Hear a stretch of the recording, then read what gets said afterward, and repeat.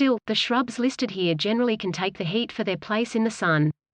Just make sure they don't dry out completely in the process, though this vitex can be shaped into a tree that grows up to 25 feet high in the more southern zones of its range. It generally remains shrubby in northern areas, where it dies back to the ground every winter and doesn't surpass 3 to 5 feet during the growing season.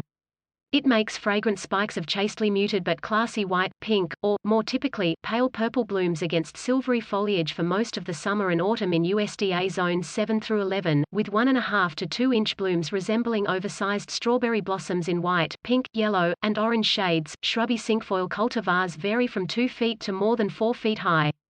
Hardiness varies according to cultivar, but can range from USDA zones 2 through 9. Although the plants prefer full sun in northern zones, too much sun can fade the color of their blooms in the south. Gardeners there might want to opt for morning sun and afternoon shade when planting their cinquefoil. Among the first bushes to blaze into bloom in spring, sun-loving flowering quinces often are called fire bushes for their most common single orange or red 1.5 to 2.5 inch flowers and ruddy-tinged new foliage. However, those blooms also come in white, pink, or double versions in USDA zones 5 through 10. Growing 3 to 10 feet tall, flowering quinces sometimes produce small fruits, but are not the same genus as the quince fruit tree. Shrubs that gardeners either love or love to hate, lantanas have a fruity but somewhat peculiar scent, which purportedly contains notes of gasoline and tomcat. However, that odor only becomes obvious when the plant is bruised or broken. Varying in height from 2 to 6 feet, the shrubs produce their often multicolored clusters of small flowers for much of the year in USDA zones 8 through 11. In cooler zones, gardeners typically grow lantanas as annuals or container plants, killer shrubs that can bloom from late spring to autumn in USDA zones 8 through 11. Oleanders grow from 3 to 20 feet high with 2 to 3 inch funnel-shaped flowers in white, yellow, pink, or red. In this case, though, take their killer moniker literally, since the glossily evergreen shrubs are highly toxic. They are also prone to an insect-spread scorch disease caused by bacteria rather than the sun.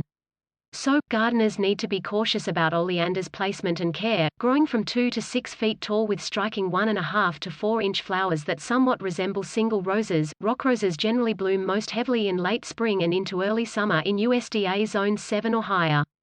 They might flower sporadically thereafter when happy. Also valued for their resin-white, woolly, or silvery foliage, they can rock a rock garden even when not in bloom, with showy blooms 4 to 8 inches across in a wide variety of colors and in single, semi-double, and double forms. Tropical hibiscus shrubs really shine in the sun.